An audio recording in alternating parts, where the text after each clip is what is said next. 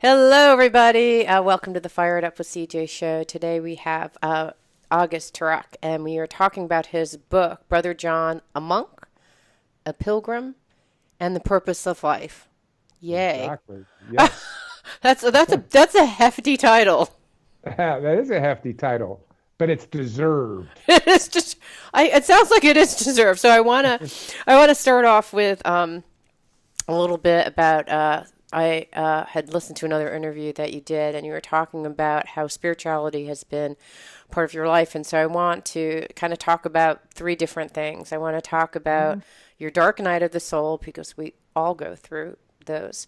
I want to talk about how we can get to a point where we're enjoying work, even the most mundane, horrible work, Mhm. and then how we can live with purpose. But I wanted to start off with first finding about your life, because you start off as an MTV executive, but who always had kind of a spiritual calling. So I wanted to start off with that first. Well, I didn't start. I was actually. I didn't start off as an MTV executive. But that was 1981 when I started working with MTV, and I wasn't an executive there. I was an employee. I was a sales rep. I was very young. I was in Okay. my 20s at the Okay. time. Okay. But going all the way back from the time I was in college, I got bitten by the bug. I mean, Joseph Campbell, who wrote, so many great books about mythology and everything, he said there's a certain percentage of people that are seized by the idea, he called it, Mm, seized at a young age. They're seized by the idea that there's something more to life. mm, And that somehow or another they could attain that something more. And I can actually remember really the time I was really seized by the idea. And I was reading a book. Actually, some girls were taking me and my friend in. We were basically bumming around the beach in 1971 when I was in college, and we ran out of money. And these nice girls took us in, and I'm sleeping on the couch. And there was a book there called "This Is It" by Alan Watts, and it was about cosmic mm, consciousness and mm, Zen Satori and all these ideas of these mystical experiences. And I was seized by the idea. And from that time on, that was 1971, my main focus of my life was, you know, as Zen would say, solving the riddle of life and death. mm, And so that every people oftentimes think of me as a businessman who happens to be interested in spiritual stuff. And I say, no, that's not the way I've always defined myself, as a spiritual person who happened to be interested in business at times, mm. and applied my business to my spiritual life. So that's always been the major focus. And to this day, it's the main focus of my life. Mm. Okay, so from that moment, that kind of aha moment when you read that Alan Watts book, I mean, how Mhm. did you decide to conduct your life from that point forward? I remember I was at the monastery it's probably 15, 20 years ago. This is at the monastery we're talking about in Brother John, my book. I've been going to this Trappist monastery since 1996 for extended stays. And I ran into this guy who was a young man who had decided to become a monk. And he was only 24, and he was bright-eyed and bushy-tailed. And to put it kind of crudely, he didn't look like he'd have much trouble with girls if he wanted one. Yeah. And so I felt bad about asking this question, because people always ask me that same question. Why a monk? Why do you want to be a monk? Mm. And he just turned to me and he said, I gots to know. I gots to know. And so to me, I just always have, I loved when I first saw, I'm not a real big fan of the Matrix movies, but I mean, the beginning of the Matrix movie, I think is one of the coolest things. And when Morpheus finally meets Neo, and he says, let me tell you why you're here. You're here because you know something. What you know, you don't understand and you can't put into words. But there's something wrong with the world. Mm, And it's there like a splinter in your mind, slowly driving you mad. Oh my, I still get chills when I hear that. mm, That was me. That was me. There was a splinter mm, in my mind that I had to get to the bottom of things. I had to know what's the truth. mm. And that was what drove me my entire life. Wow. Still Okay. drives me to this day. All right. So let's talk about the time in which you hit the dark night of the soul. First of all, what is the dark night of the soul for people who aren't familiar with the term? And tell me how you got there.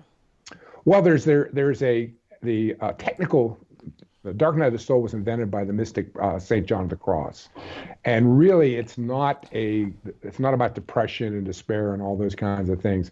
It's a whole different mythology. So I want to be accurate here. but for most people, myself included, when I talk about it, the dark night of the soul is when you, well, as Thomas Merton, the famous monk, said, Trappist monks, he said, despair is when you suddenly realize that everything you believe in could possibly fail you. And the dark night of the soul is when you have to finally have to face yourself. You face your Mm. demons. You have to face your greatest fears, and it's often accompanied by great mental anguish and spiritual anguish and emotional anguish and all those good stuff. That's the Mm. dark night of the soul. Okay, so I wanted to talk to you about your specific demons and the mental and spiritual anguish that you had. I mean, how would you describe that at the time? Well, what happened was that starting in the late '80s, I started coaching college students and local college students at the University of North Carolina, North Carolina State University, Duke University on spiritual stuff. And we eventually formed a On group. spiritual stuff. Yep. Interesting. Okay. And so What there was the was, class title? it was not a class actually. What happened is I gave a series of talks Hmm. at the North Carolina State University, and the talks were called 5 Years with the Zen Master. And it talked about how I dropped out of college and worked with this crazy West Virginia hillbilly Zen master for 5 years. And the kids just absolutely loved these talks that I gave. And some of them came up to me and they said, "How would we'd like to learn more." And I said, "Form a club on campus, and then they'll give you a room to have meetings, and I'll come over on Thursday nights, and I will chair these meetings." And the kids came up with a name, Self Knowledge Symposium. Hmm. And the idea behind that is that that you could get past all the doctrinal differences of the different religions, because every single Hmm. religion considers, and even non-religions like Socrates, consider self-knowledge to be an essential point. So I started coaching these kids, and it spread from there to the University of North Carolina and then over to Duke University. Meanwhile, I eventually started my own company with some of the people that I met spiritually. So we started kind of a spiritual company. I have another book, and I'll hold it up here, called Business Secrets of the Trappist Monks, Hmm. where I actually tell the whole story about how we started the company and everything. And what was the company for people who don't know? It was called Raleigh Group International, Hmm. and it was we started on $2,500. And one of my three partners said, "We don't have a business plan, but we're smart guys. We'll figure out something to do." Mm. Um, so we started on nothing, and we ended up building it up and selling. We ended up with two companies 7 years later. We never ended up taking any investment money. We didn't put any more of our own money in. We never borrowed any money, and we ended up selling them for multi-millions of dollars, and then it was flipped again for $150 million. So Wow. we did very well. Meanwhile, though, I'm still working with these college students, and these Mm. college students in 1996 talked me into going skydiving with them. And as I like to say in my book, I was brave enough to jump out of an airplane, but not brave enough to tell them I was too damn old to be jumping out of airplanes. So I smashed my ankle to smithereens. I compound fractured both bones in my ankle, so they were Mm. sticking Ouch. out the side of my Oh skin. my gosh. Wow. Okay. So I'm rushed to the hospital, and they operate on me, and then I end up in the hospital. And suddenly I started having these horrible panic attacks, Mm. and they were just coming on me wave after wave of panic and Mm. depression, Mm. unbelievable depression and despair. And tells you something about me too, though, that I didn't tell anybody about it. I kept this all. Now, the person I am today, I would have put up my hand immediately, but back then I kept it all secret inside of myself. Mm. And so I'm trying to figure out, my God, this is a broken ankle. I know it's pretty serious, but I'm going to be getting out of the hospital in a few days. Where's this all coming from? Where's this all coming from? And I'm racking my brain, and suddenly it hit me like a ton of bricks. Yes, the doctor is telling me, for this broken ankle, I'll be going home in a few days. But what's going to happen in a few years when he walks in and says, "Mr. Turak, I'm sorry, but there's nothing more we can do for you but make you comfortable." Then what are you going to do? And all of a sudden I realized this wasn't about my ankle. This was about confronting my mortality for the first time in my life. Wait, I you went from a broken ankle to death? How did that absolutely. happen? I mean, well, there's a thin layer between our the way we buffer ourselves against our fear of death and the fear of death. And the broken ankle Plus, who Wow. knows what else that I'd been doing, all the spiritual exercises I've been doing, who knows? But that thin layer was there. And when the broken ankle happened to me, I suddenly just started confronted my mortality. And when that Wow. happened, then the panic got worse and worse and worse. And so I reached back for all this spiritual work that I thought I'd been doing with all these teachers and all the prayer and the meditation and the weekend retreats for years I was celibate and I didn't eat meat and all this stuff and where there was nothing there. There was nothing to fall back on. The Oh, only wow. the only thing I cared about was what the doctors were going to say.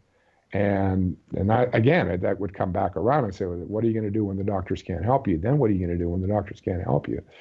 So eventually I got out of the hospital, but uh, the panic went away, but the depression just came down, and this launched me on a 2 year dark night where I just got more and more depressed, more and more towards despair, more and more exhausted.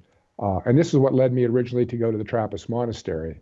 One Hmm. of my couple of months after I got out, several months after I got out of the hospital. Well, first of all, I'll tell you about it. I'm going to write a book about all this, but I'll just tell you one incident that gives you an idea of where I was at. I'm at the gym about 3 months after I get out of the hospital, and I'm trying to work myself out of this depression by just sweating. And suddenly I hear this voice say, "Not feeling too good, are you, Ugg?" And I turn around and there's this guy that I only knew from the gym. His name was Hugh. I didn't know his last name. And he had long hair, part of the middle. He's in his 40s, and he was kind of looked like a redneck biker kind of guy. And he said, "Not feeling too good." And at first, I was going to say, "What's none of your business?" But then I was just too exhausted, and I nodded. And he said, "Feels like your heart's broken, don't it?" Hmm. And that was the first time anybody put words to the way I felt, and that was exactly the way I felt. Hmm. And he said, "Yeah," he said, "I like to call it the soul hole." Wow. He said, "I'm here to tell you that you're in for 2 years of so much hell you're going to be wishing you was never born. Why But you're two going years? Where the heck did he get this from? It says 2 years of so much hell you're going to be wishing you was never born, but you're going to come through to the other side. And when you do, God's going to be waiting for you, and you're going to love yourself a whole hell of a lot more than you do right now." And he Wow. walked away, and I never saw that man ever again in my life. And I used to see him every single day at the gym. I never saw him again. And it was 2 years almost to the day that I ended up having this spiritual experience that put me all back together again. I had Wow. battled depression since I was 14 years old, on and off. Mm. And since that day in 1998, 2 years after that man's prediction, I've not had a day's depression or anxiety since. And that was since 20 years. Wow. Um, Wow. and Wait a second. That's huge. Okay, so yeah, you had a soul hole, and basically your heart was broken and you had a soul hole. So that means that there was a gap in your soul.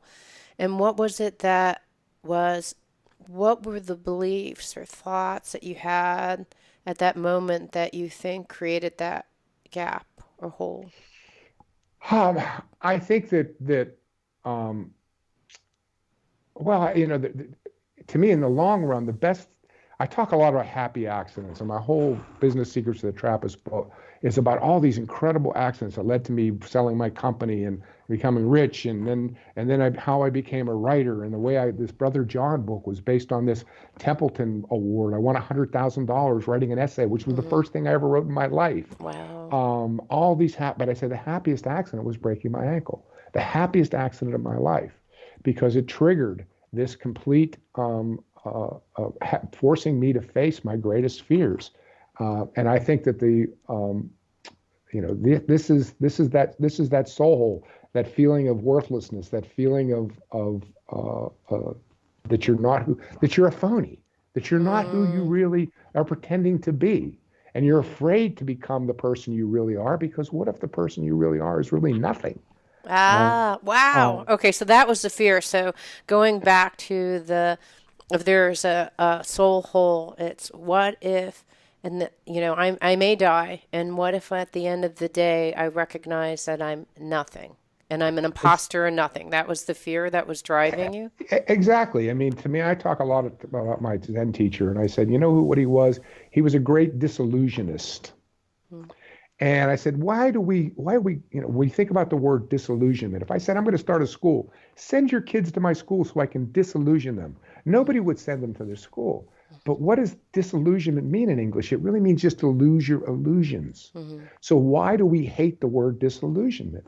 Because deep down inside, we're all terrified that if we were stripped of all of our illusions, there would be nothing left. Right. That T.S. Eliot, when he wrote in one of his plays, birth, copulation, and death, birth, copulation, and death, those are the facts when you come to brass tacks, birth, copulation, and death. What if that's all there is? What if this is just a tale told by an idiot, full of sound and fury, signifying nothing? Okay, We, so all right, so I want to go back to you're actually feeling like, okay, I'm having a dark night of the soul. I am nothing. I'm potentially nothing. My whole life has been like an imposter and an illusion. So, how did you get out of that place? How did you get out of being, because I think all of us, whether it's that or some other fearful belief that we have, 2 years later, you find yourself cured of your depression, never coming back. How did you get to that place? well, I did everything I could possibly think of doing. Well, first of all, I want to make clear. It wasn't like I would sit there and say, well, what am I really? I'm going through a dark night of the soul, and it's Right. all caused by the fact that I'm afraid that I'm an imposter. No. All you really know is you are so depressed you want to die. Right. And you don't want to get out of bed. And I remember a friend of mine said one time, he said, the worst thing about depression is you can't even imagine anything that would make you feel better. I had no way of saying that I'm going through this dark night of the soul. Maybe this is just garden variety severe depression. Uh, you know, so the anxiety and the fear. But what happened with me is I tried everything. What happened was one of my college students called me up one day and he said, I just took it. I was a CEO of my own company at the time. I took the call. He said, I just want you to know that I took your advice. At least one of your students took your advice. I said, what advice? He said, you said to do something meaningful with your summer vacation. So I'm spending my summer with the Trappist monks at Mepkin Abbey, right outside of Charleston, South Carolina. He said, I'm actually here they have a program called the monastic guest. So I'm wearing a robe. I'm a part-time monk. I get up at 3 o'clock in the morning with them. I go to church 8 times a day with them. I go to the field and I work in their farm during the day. I do everything the monks do. And I just suddenly blurted out, I want to come. And he said, when? And I said, now. And then I realized it was Wednesday. I said, this weekend. And he said, let me go ask Brother John. So he came back 5 minutes later. It was the first time I ever heard Brother John's name. He came back 5 minutes later. He said, Brother John said, come on down this weekend. And I was so blown away by the monks that I went down the next weekend and the next weekend and the next weekend. And then I applied for monastic guest status myself, and I started going at Christmas for 3 weeks at a time. And that's when the incident that happened that became my book, Brother John, happened. So I started seeing a therapist. I went to this Japanese woman who was a psychic. I got Rolfed. I did everything I could possibly think of doing.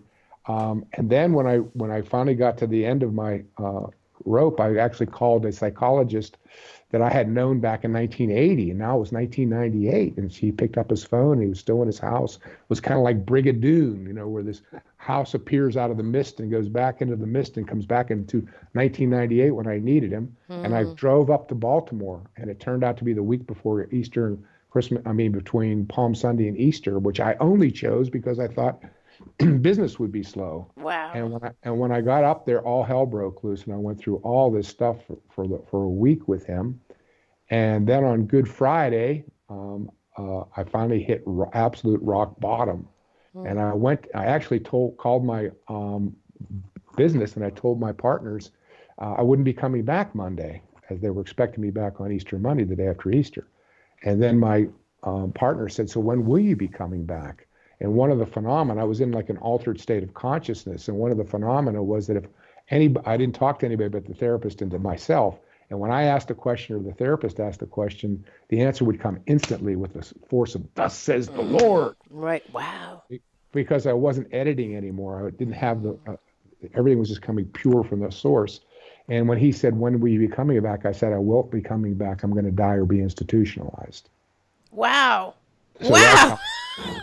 Yeah. Wow. So you went through like I a whole body, mind, spirit kind of transformation. You had like literally a resurrection Exactly. The next in day, I went to the psychologist's office, seriously, sincerely expecting that this session would probably end with him calling an ambulance to take me away. Um, and when I got there, I finally surrendered. I surrendered completely, and I had instead of this horrible thing that I was expecting, I had a spiritual experience that I can't put into words. That magically put Humpty Dumpty back together again. And by Monday, when I went into the next thing I really remember actually is standing outside of the church where my therapist actually was a member of this church. And it was Sunday, it was Easter, and it was sunny, and the bells were ringing, and I felt like I was 20 feet off the ground, and God was in his heaven, and all was right with the world. And I was just so overjoyed and so grateful. oh, And beautiful. so by Monday, when I went to see the therapist on Monday, he said, "Well, it's about time to go home, isn't it?" Wow. And I went home. That was 1998. And from that day to this day, I've never had a moment's of I've known nothing but peace and joy and happiness. I mean, Wow. every single day, frankly, CJ, I cannot believe how happy I am. Oh, I okay. never thought any human being could be this happy.